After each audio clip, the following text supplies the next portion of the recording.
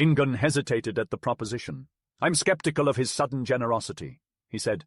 "Nidud is known to be stingy. Let's converse privately and decide." Gunnar agreed to give Nidud their reply the next day. He instructed his warriors to keep Nidud and his men entertained until then before he and his brother left the hall.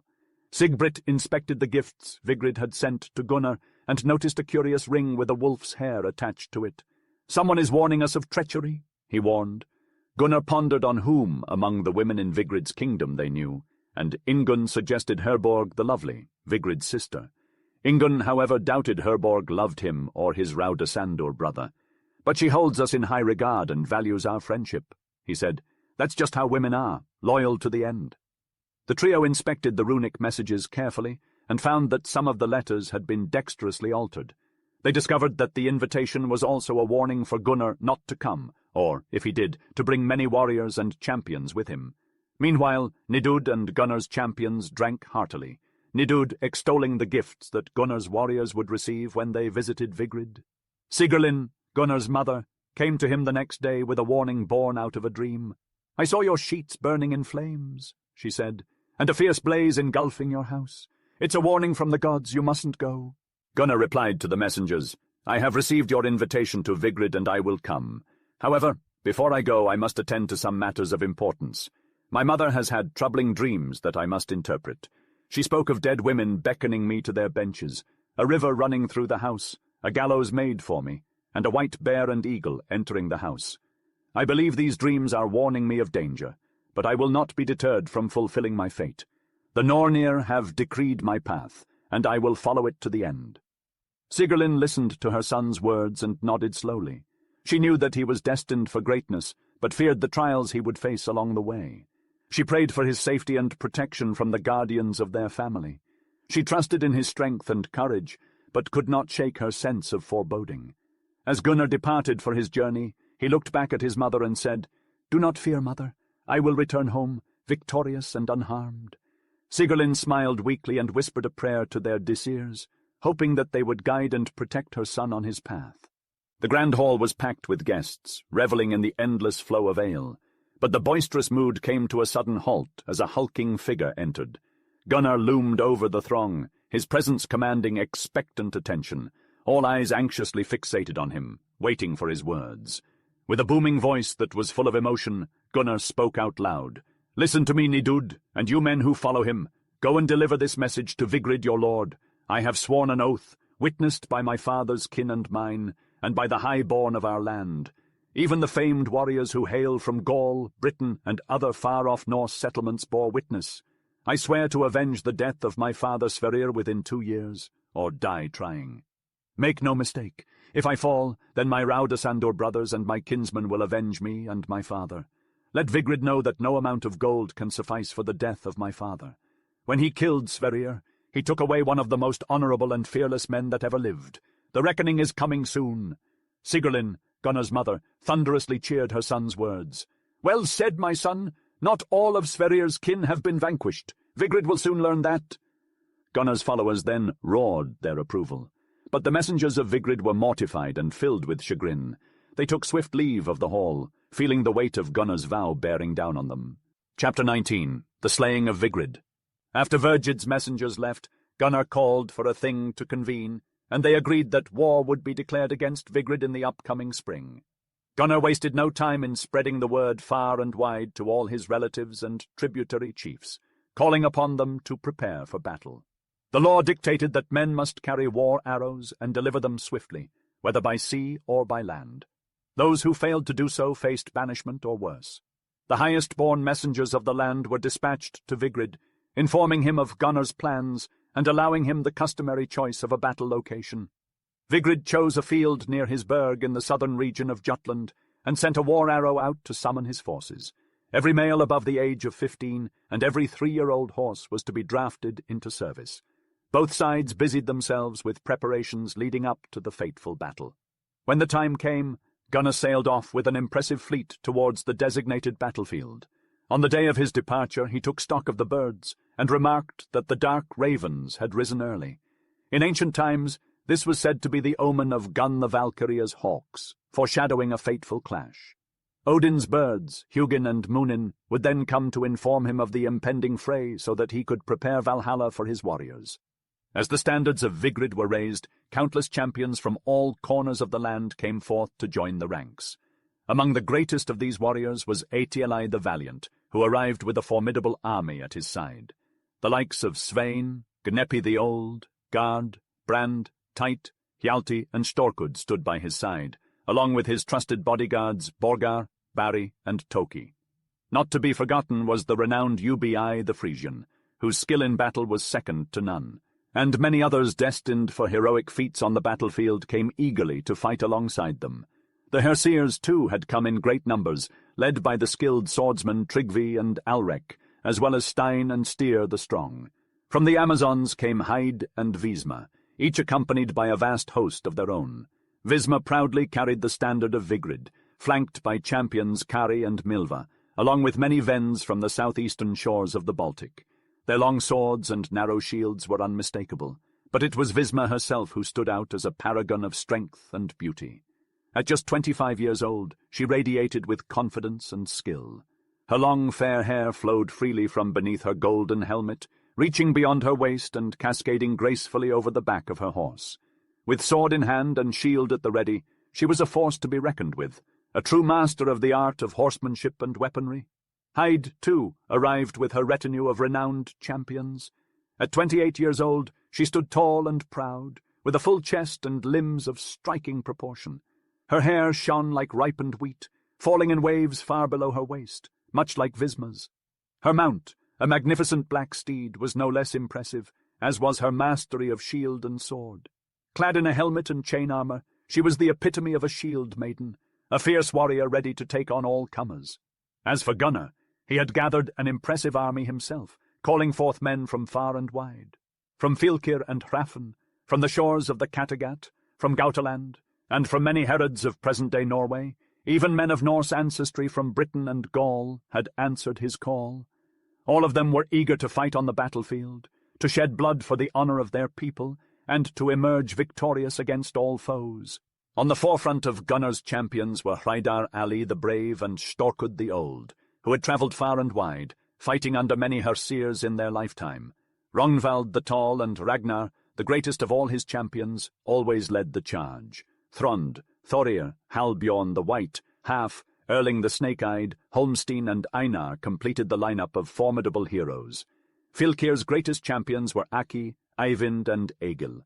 Hrani, Svein the Reaper, Sokna Soti, Hrolf the Woman-Loving, Dag the Stout, Gerda the Glad, Glum the Fearless, Saxi the Plunderer, and other eager warriors led their hosts to honor. Vejborg was one among the shield maidens, fierce and beautiful, with light blue eyes and flaxen hair. Her fury in battle was legendary, and she looked exceptional under her chain armor and helmet.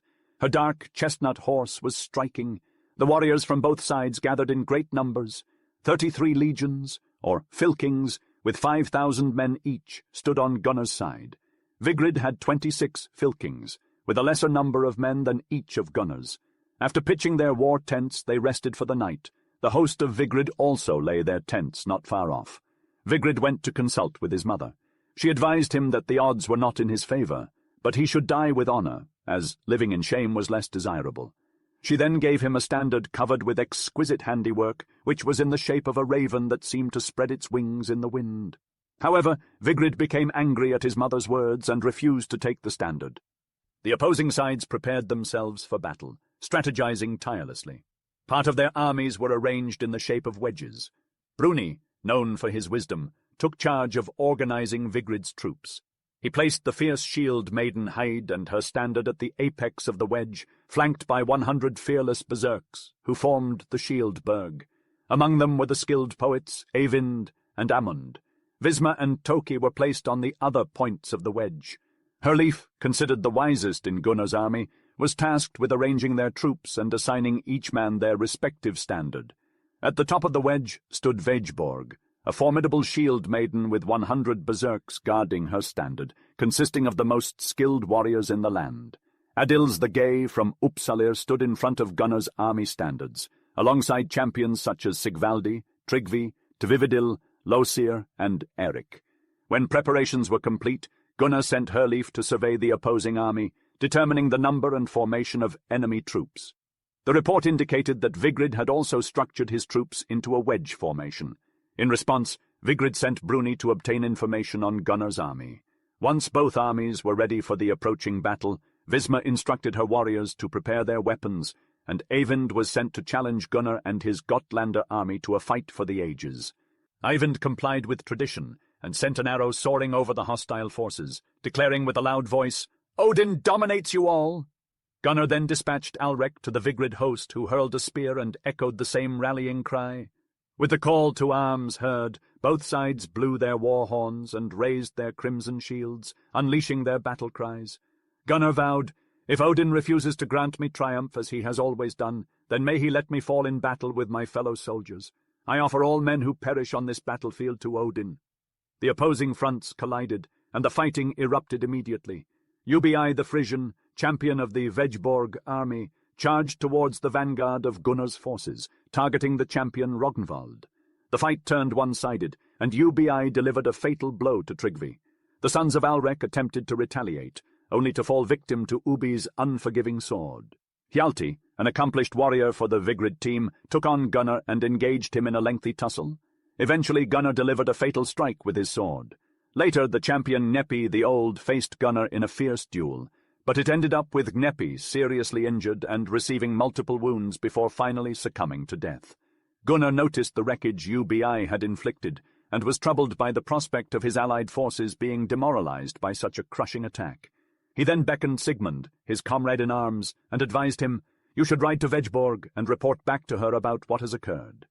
Vegborg was promptly informed of the dire predicament, and she mounted an all-out assault upon Vigrid's forces. First, she focused her fury on Barry, attacking him relentlessly and quickly breaching his shield, leaving him badly injured. Then she locked blades with Styr the Strong, and they battled fiercely, but the horde of warriors pushed them apart. After eliminating Toki and other prominent champions arrayed in her path, she displayed incredible bravery down to the bitter end, falling under the sword of Hjalti, the champion who proved to be her match. After the fall of Hyde, the tides of battle shifted. First one side gained ground, then the other. The clash of swords and the sound of dying men echoed across the field. The cost of victory was great, as many brave warriors would never return home from this deadly conflict. Valhalla would be filled with their stories of valor and honor. As evening descended upon the battlefield, the white shields were raised, and the fighting ceased temporarily.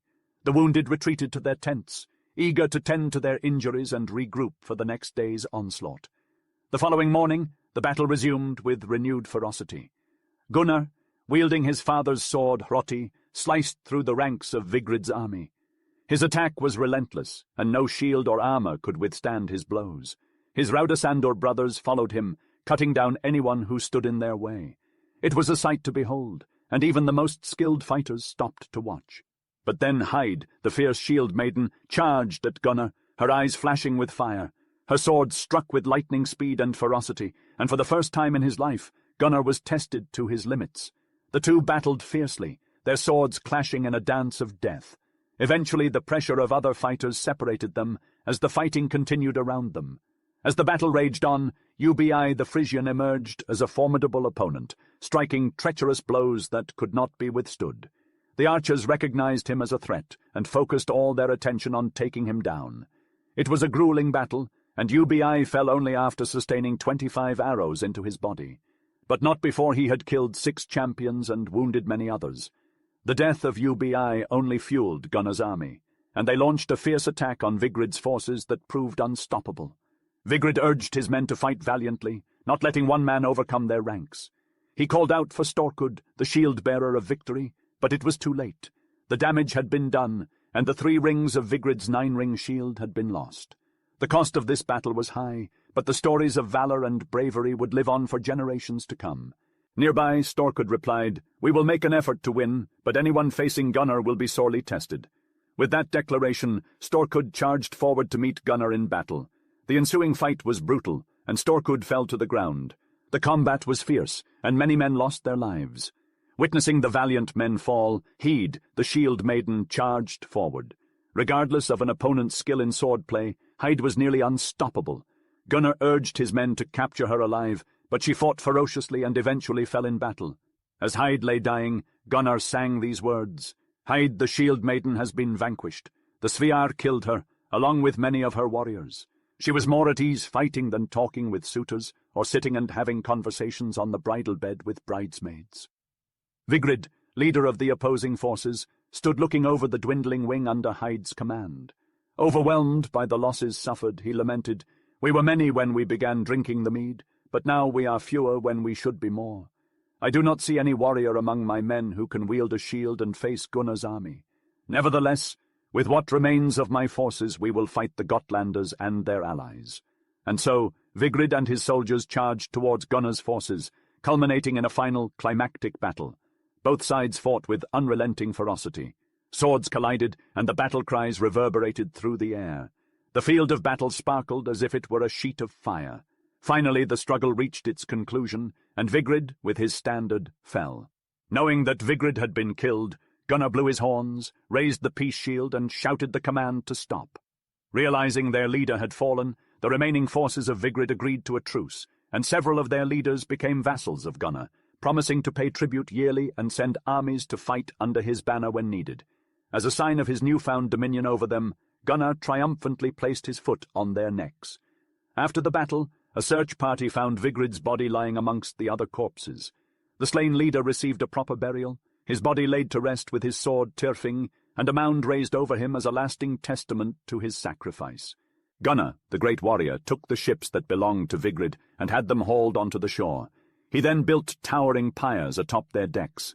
Upon these, Gunnar and those who were present placed the bodies of his fallen champions.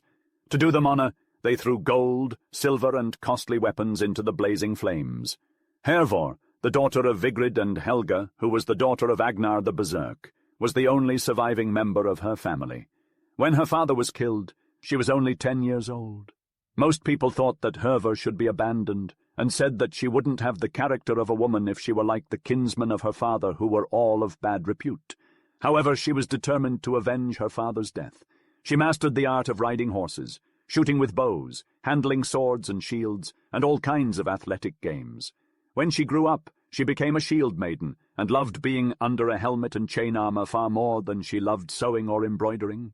When she was 15, Hervor began to say that not all of the kin of Vigrid had perished, and she longed to have her father's sword, Tyrfing.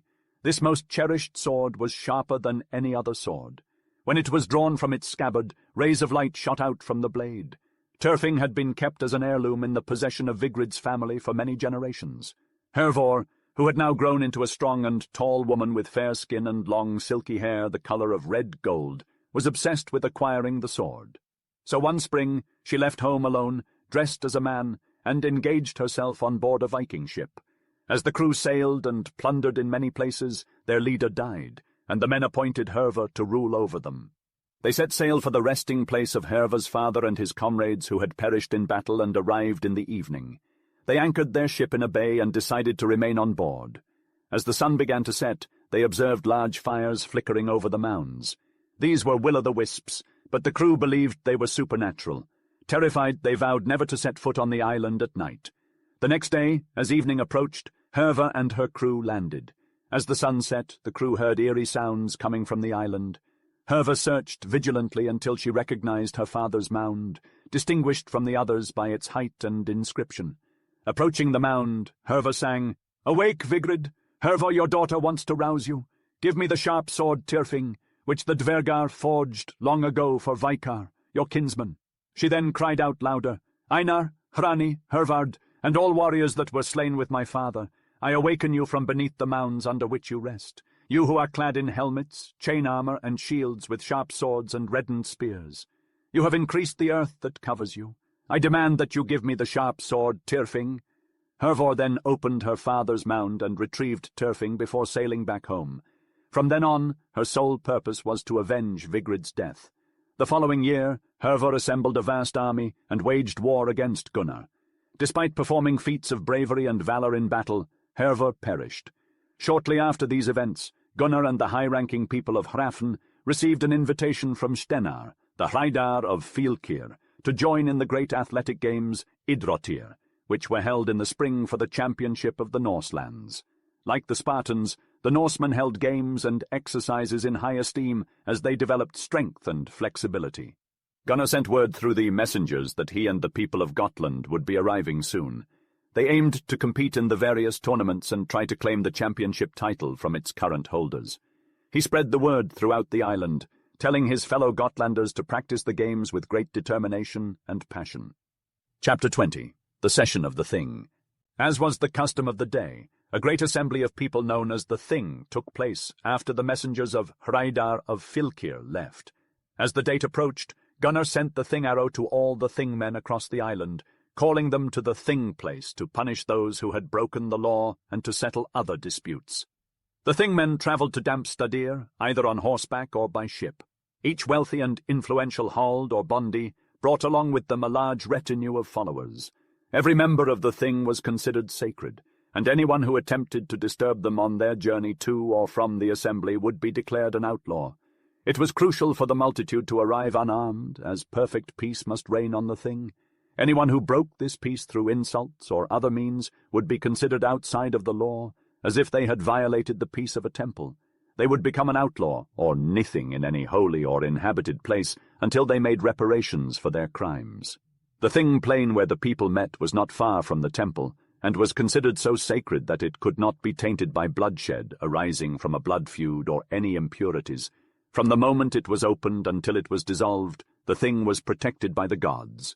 At the centre of the Thing plain stood a court, a large circle surrounded by hazel poles supporting ropes called vebons, or sacred bands. Those responsible for judging the cases brought before the Thing sat inside the circle. Once a judge entered these holy precincts, they couldn't leave, and outsiders were not allowed to enter. Before the Thing opened, in accordance with ancient tradition, Gunnar sacrificed a large bull in the presence of the people and filled the sacred bowl on the altar with its blood. He stepped up to the altar and retrieved the oath ring, a symbol of grave importance. Men and women have taken their oaths on this ring for generations, and it was up to him now to dip it into the blood that had been consecrated. Once it was coated in red, he slipped the ring onto his arm and joined the Hersirs and Thingmen on their way to the Thing plain. The court was perched on high ground, visible to all within the sacred precincts. Gunnar, the leader of the Hersirs, announced the boundaries of the Thing with a booming voice. "With laws shall our land be built, and not be laid waste by lawlessness. But he who will not allow others the benefit of the laws shall not enjoy them himself," he proclaimed. The Norsemen were a people that held law and order above all else, and they murmured their agreement at the last words of his proclamation. He also stated the declaration of peace, setting the tone for this gathering. The Thingmen who were required to judge or perform legal duties took the oath upon the ring, declaring in a loud voice, "I call those present to witness that I take oath on the ring, according to law, to defend or prosecute this case, and give the evidence, verdict, or judgment which I know to be the most true, right, and lawful. So help me Frey, Njord, and Odin." They were bound by their words before the gods. The first case brought before the court was that of a Hald who, in an angry fit, had wounded a man. Gunnar did not mince words, addressing the Hald directly. "You know full well that the higher a man is in station, the greater is the indemnity to be paid by him for breaking the law. He who is of high birth ought to set the example.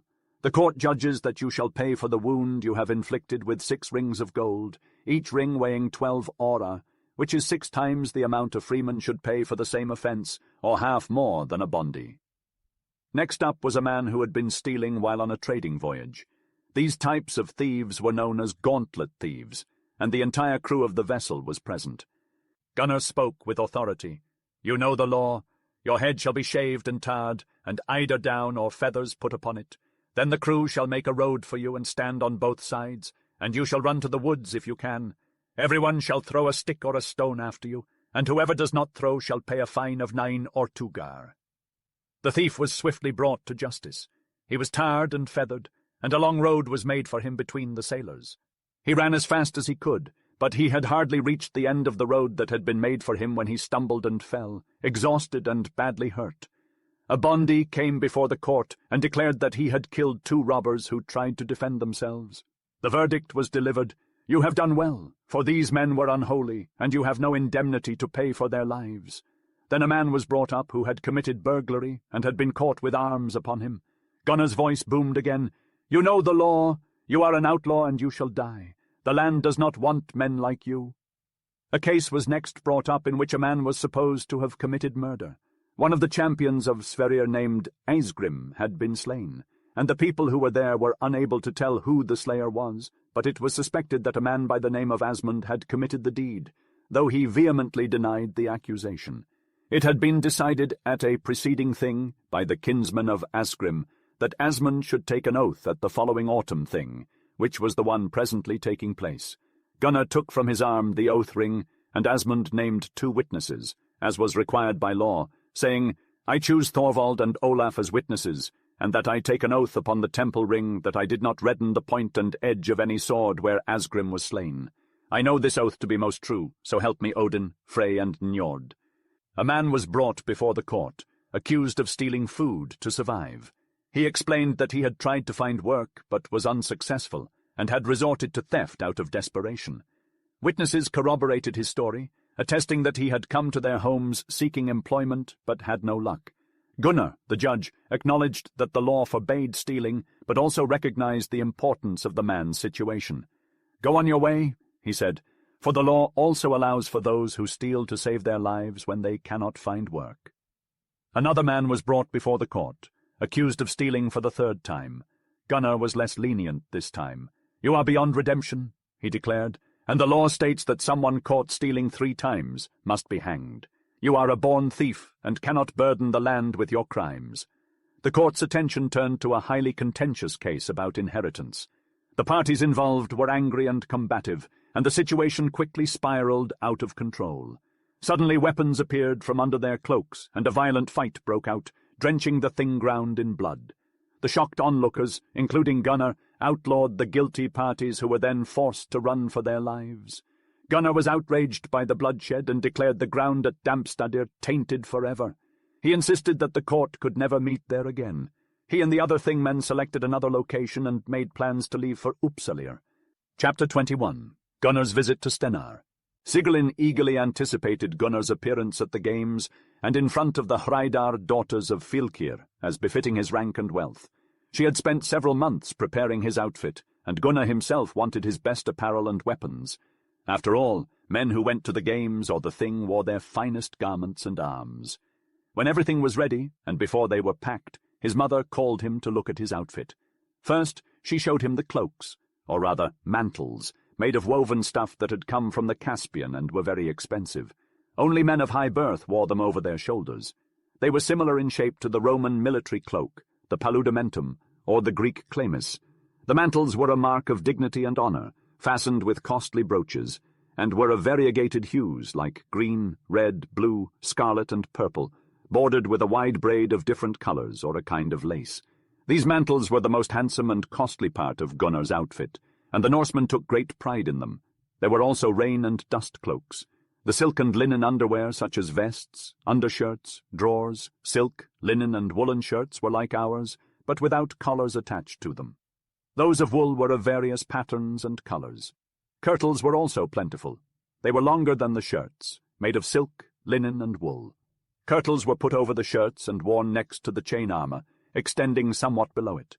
There were also many pairs of trousers of wool, almost tight-fitting, with socks and legs in one piece. Gunnar thanked his mother for all the care she had taken in selecting his outfit, which could not be any more elaborate and costly. He then carefully chose his weapons, for there was nothing that Vikings were more proud of than their arms. His were unrivaled in beauty and quality. The chain armor suits, or brynjas, were marvels of workmanship, and one of them was of gold. The blades of his swords and saxes were all beautifully damascened, with their hilts and scabbards ornamented in gold. His shields were gold-rimmed and adorned with magnificent designs representing the warlike deeds of the great Vikings. The leather belts were a sight to behold, each one adorned with a gold buckle and precious stones. The Norsemen's talent for enameling shone through in some of the buckles, with vibrant hues of red, green, blue, and black. In a special box lay an impressive collection of brooches to secure mantles, but it was in his toilet box that the real gems could be found. Gold combs, ear-picks, and tweezers dazzled under the light, yet the true jewels of his collection were the fastenings on his chain armor. Bronze fastenings adorned with gold, their repoussé work was exquisite. One held a rosette surrounded by 9 heads, while the other boasted 4 rosettes with a series of man-like figures sitting in between, accompanied by fishes and ducks in intricate designs. His riding gear was unparalleled in its beauty. Silver stirrups inlaid with gold complemented solid gold spurs, their filigree work exquisite to behold. The bridle was no less than a gilt bronze chain. Those who accompanied him were expected to dress in equal magnificence with their weapons and riding gear crafted to match the richest in the land. And the fleet of dragon ships that ferried Gunnar and his entourage to Fylkir were the finest in all of Hrafn. Their red burnished gold dragons shimmered under the sun, some so lavishly adorned that their entire hulls seemed to be of gold. Striped sails of red and blue flapped regally as pennants and standards embroidered with gold fluttered in the wind. The shields, painted in yellow and black or red and white, glinted with gold rims, making for a striking sight as they hung along the gunwales. 15 provision ships followed the fleet, and 2 of them carried superb horses intended as a gift for Hreidar of Fylkir. Among the horses were chestnut stallions of the highest pedigree. The presentation also included a new dragon ship with a thin layer of gold above the waterline, a true masterpiece. Ingunn, Sigbrit, and Sigmund had arrived to join Gunnar, each with a magnificent vessel or steed. The voyage had been uneventful, and as the fleet approached the shores of Fylkir and the fjord leading to Lake Malar, they let down their sails and cast anchor. The fastest ships waited for the slower ones, and together they hoisted their peace shields and standards, creating a breathtaking sight. The fleet spent a peaceful night at anchor, and when morning came, they set sail once more. As they passed by hamlets along the picturesque shore, they saw slaves tilling the soil and harvesting rye, barley, and oats, but they also knew that behind the hills and forests lived the Sviar. The Romans called them Sueones, and they were a fierce and daring people. The fjord leading to Lake Malar looked today much as it did in those days, with its granite walls offering protection against the sea. The coast was lined with islands and forests of towering oak and pine. As evening approached, the fleet once again cast anchor. At dawn of the following morning, they set sail for the final time. As they entered Lake Malar, the old town of Sigtuna appeared in the distance. Gunnar, his 2 uncles, his 3 Raudasandur brothers, and their retinue of high-born men disembarked from their vessels, all splendidly attired. Gunnar was draped in a magnificent red cloak that flowed over his shoulders, with his followers wearing similarly impressive cloaks that concealed their swords. Horses had been brought ashore, and they mounted them, ready for the final leg of their journey. They rode leisurely, with their hawks perched on their shoulders or wrists. Gunnar's hawk, known as Habrock, was famous for its prowess in capturing large birds and hares. Each man in the retinue exuded a warrior-like aura. Their moustaches, a privilege reserved for the high-born, lent them a martial appearance. Their hair cascaded gracefully down their necks from beneath their gleaming golden helmets. Gunnar's helmet, fashioned from pure gold and a symbol of his status, shone brightly in the sun. As they neared Uppsalir, the watchmen stationed in the towers took note of their approach and alerted Stennar of their arrival. Helmets, splendid shields, chain armor, axes, and spears glittering in the sunlight. The watchman reported, "The men are valiant, high-born, and must be some of your guests." The townspeople watched in awe as the group made their way towards the grand banqueting hall. Upon reaching the gate, they halted and waited for it to open before entering the large square. Once inside, they dismounted and proceeded to the great hall. Stennar, seated on his high throne, extended a warm welcome to Gunnar and his kinsmen and warriors. As a sign of honor, he offered Gunnar a seat in the second high seat. Stennar, medium in stature, sported a long flowing white beard. His deep blue eyes and benevolent countenance exuded warmth and kindness. He wore an elaborate embroidered robe, adorned with gold. Stennar gazed intently at Gunnar, musing over the young man's character and suitability as a potential match for one of his daughters. Gunnar, tall and physically formidable, possessed a superb physique honed through years of athletic training. His features were sharp and well-defined, with a prominent nose and beautiful deep blue eyes that seemed to gaze into one's soul. His light-colored hair was long and silky. The evening was filled with feasting and drinking, but the daughters of Hreidar of Fylkir were conspicuously absent. Uppsalir was truly a wonder to behold, and it was no surprise that its reputation extended far and wide, for it was the grandest burg in all the northern lands. The buildings and houses surrounding the immense quadrangle were a sight to behold, with ornate wooden walls that had withstood storms through the centuries. Some claimed that they were even built by Frey himself. The immense timber of oaks and fir trees that were utilized in the construction of these buildings had become so hardened and resilient from the absorbed resin that they seemed indestructible. Gold and silver had been extravagantly used in the decoration of many of these structures, with the best architects and artists of the day being employed in their construction and ornamentation.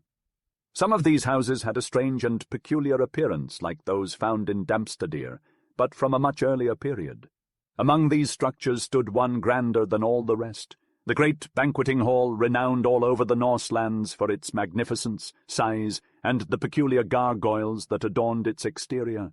The doors leading inside were marvelous works of art, with the door jambs depicting the different ceremonies of Baldur's funeral according to Norse belief, and each door being adorned with a heavy gold knocker.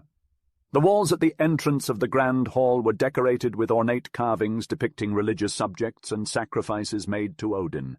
Upon them hung shields adorned with gold and intricate designs, many depicting the great deeds of the heroes of the race.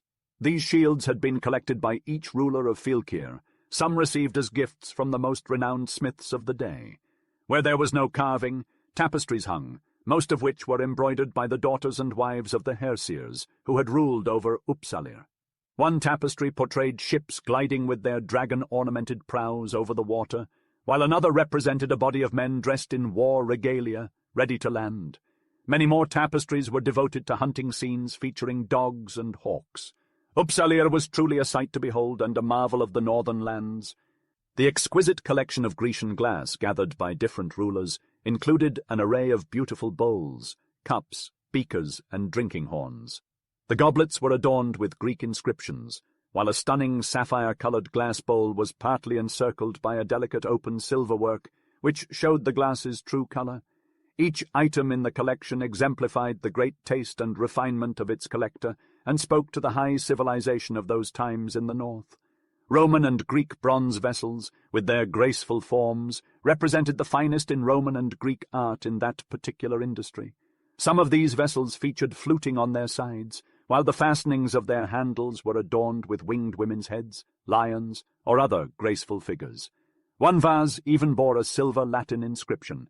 Scattered amongst these bronze vessels, Stennar prized a collection of Roman coins from the time of the Republic, long before the reign of Augustus. These coins were minted by patrician families and spoke to the Sviar's voyages to the Mediterranean and their incursions along its shores during a time long since past. As Stennar showed the coins to Gunnar, he explained that many of their kinsmen had been buried in the Mediterranean for did their trading there during the time of the Etruscans. Their graves could still be seen to this day in that foreign land, and are easily recognizable as being exactly like those found in the Norse lands. Among all the valuable objects held in this hall, there were 2 large and superb drinking horns that Stennar prized above all the rest. These horns were made of bands of gold, with strange mythical representations in repousse work. Among the horn's intricate designs were 3-headed men, shields, swords, horned men, men on horseback, stars, pigs, snakes, fishes, deer, and other animals. Each horn weighed between 7 and 8 pounds, and could hold large amounts of mead or ale for the most sumptuous entertainments. The hall itself was reserved only for important occasions, such as great celebrations, when mighty chiefs came to visit, or when a wedding took place. In the evening, by the light of heavy wax candles, the skalds would recite the deeds of the forefathers and the great warriors of the race, or the wise and old would share their wisdom with those around them. The throne gleamed with a golden radiance, its dazzling hue lighting up the dimly lit hall. Above it hung the sword of Stennar, surrounded by its bands of peace, a symbol of power and might in the land. Beneath it lay the helmet and shield of the great warrior, their gleam catching the light and reflecting it in 1,000 different directions. Not far from Uppsalir lay the Idrotir grounds, a vast expanse of lush greenery that was known throughout the north for its athletic competitions. The term Idrotir was used to describe all kinds of physical and mental exercises, and men of all ages flocked there to engage in a myriad of games and gymnastic activities. The most important championship games were held in the spring before the men set out on Viking expeditions, and in the autumn when they returned home. There was an eagerness that permeated the air, with both young and old vying for the chance to participate in these contests. Whenever a ship was anchored near the shore, the crew would land and engage in games, never wasting an opportunity to hone their skills. Winning the championship of the Herod was a great honor, but to emerge as the champion of several Herods was an even greater feat. However, the most significant event was the contest that would ultimately determine the champion of all the Norse lands. This was a momentous occasion that would forever be etched in the memories of those who competed. Chapter 22. Stenar's Poets and Champions. Stenar had gathered the strongest and most skilled warriors in all the northern lands, champions who had proven themselves in games of strength and dexterity, or had defeated celebrated opponents, came to Uppsalir and pledged themselves to Stenar.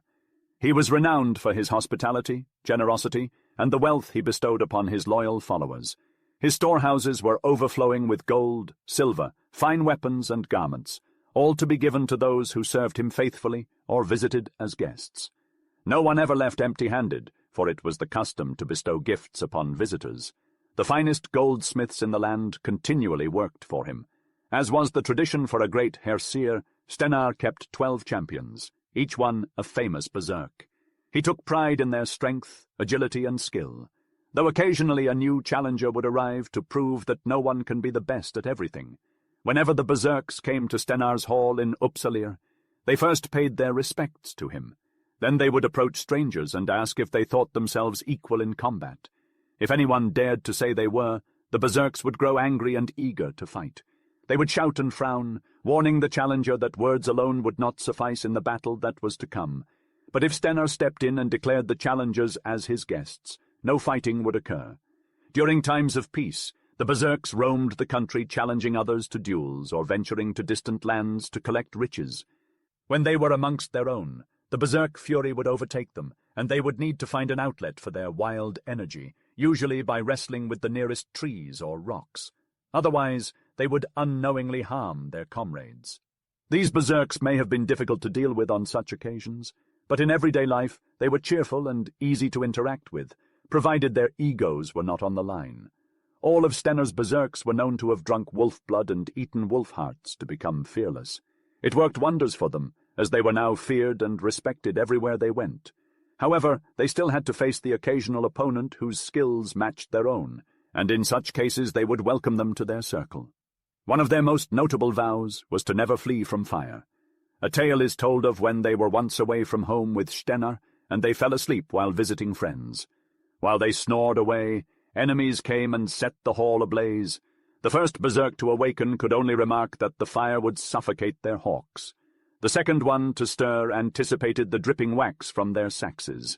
It was only when Stenar awoke that they sprang into action, breaking down walls to escape and then proceeding to unleash their berserk fury on whichever object was nearby. Although no enemy was around to fight, that couldn't stop them from finding trees and rocks to wrestle with until their frenzy subsided. Stenar was most fond of his berserks, and despite their occasional wild behavior, he gave them plenty of freedom, knowing well he had to overlook many things in life to be truly happy, and the berserks repaid him with unwavering loyalty. Any of them would have gladly laid down their lives if he so commanded, but other rulers were always hesitant to risk their own lives when the berserks were around.